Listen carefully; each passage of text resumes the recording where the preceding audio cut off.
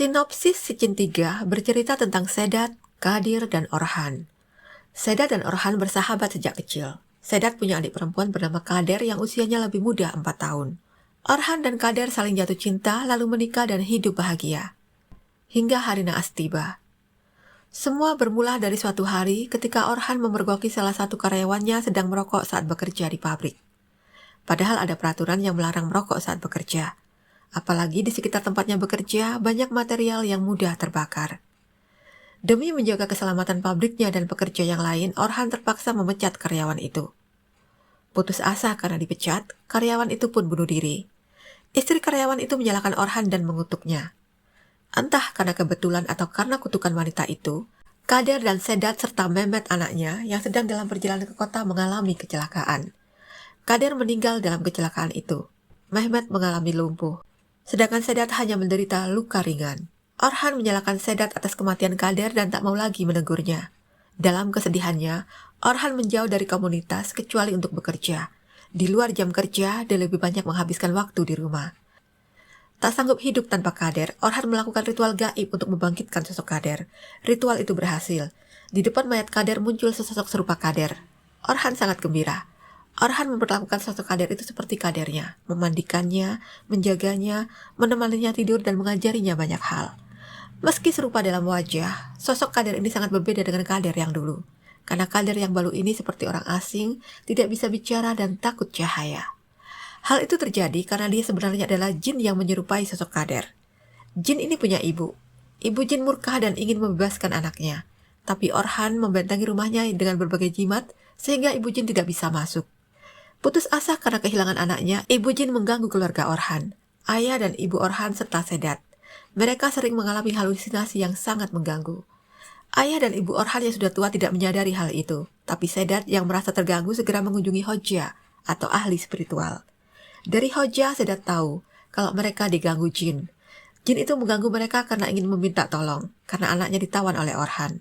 Menurut Hoja, jika Sedat bisa menolong anak jin itu, anak Sedat akan kembali bisa bicara dan semua gangguan halusinasi yang selama ini mengganggu Sedat akan lenyap. Lalu Hoja memberitahu Sedat apa yang harus dia lakukan. Sedat harus pergi ke rumah Orhan, lalu masuk ke ruang bawah tanah. Di sana, Sedat akan menemukan amulet seperti yang diperlihatkan Hoja, tapi bentuknya lebih besar. Sedat harus mengambil amulet itu dan membakarnya. Sedat akan melihat hal-hal yang di luar nalar, mengerikan dan jahat, tapi Sedat tidak perlu takut, karena Allah akan selalu bersama Sedat. Sedat mengerti maksud ucapan Hoja, lalu Hoja menyuruh Sedat pulang, tidur dan akan diberitahu ketika waktunya tiba. Jumat tengah malam, ibu Sedat membangunkan Sedat dan berkata kalau waktunya sudah tiba. Sedat menatap ibunya dengan heran, tapi tanpa bertanya, dia langsung pamit pergi ke rumah Orhan. Di waktu yang sama, Orhan menelpon orang tuanya. Ibu Orhan berkata kalau orang-orang itu sudah mendapatkan bapaknya. Dia meminta Orhan datang ke rumah mereka. Karena cemas, tanpa pikir panjang Orhan pergi ke rumah orang tuanya. Sedat datang ke rumah Orhan. Dia memanggil Orhan, tapi Orhan tidak ada. Sosok Kader mengawasi Sedat dari dekat, tapi Sedat tak bisa melihat dia.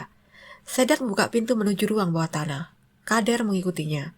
Sedat menutup hidung karena mencium bau tak sedap. Di atas dipan di dalam kamar itu, Sedat melihat ada bungkusan kain besar terbujur. Sedat membuka selimut yang menutupi bungkusan itu. Dia melihat ada amulet besar seperti yang diberitahu Hoja. Sedat kaget saat membuka bungkusan besar itu karena di dalamnya berisi mayat Kader yang sudah membusuk. Tanpa pikir panjang, Sedat segera mengambil amulet yang ada di dada mayat Kader dan membakarnya. Sosok Kader yang mengawasi Sedat berteriak histeris, lalu terjadi aktivitas supranatural yang sangat kuat di dalam kamar bawah tanah yang kecil itu. Dengan diiringi angin dan sambaran lidah api, muncul makhluk mengerikan yang langsung memeluk sosok Kader. Sosok Kader yang semula cantik berubah menjadi buruk rupa, serupa dengan makhluk yang memeluknya. Lalu ketika kedua makhluk itu lenyap, suasana kamar kembali seperti semula. Orhan yang datang terlambat terlihat kaget dan putus asa. Dia meneriakkan nama Kader sambil bersimpuh di depan mayat Kader. 2 minggu kemudian, Mehmet yang lumpuh dan tidak bisa bicara setelah kecelakaan tragis itu terlihat mulai membaik. Dia mulai bisa berjalan dan bicara seperti semula. Sedat sangat bahagia. Suatu malam, Orhan mengunjungi makam Kader.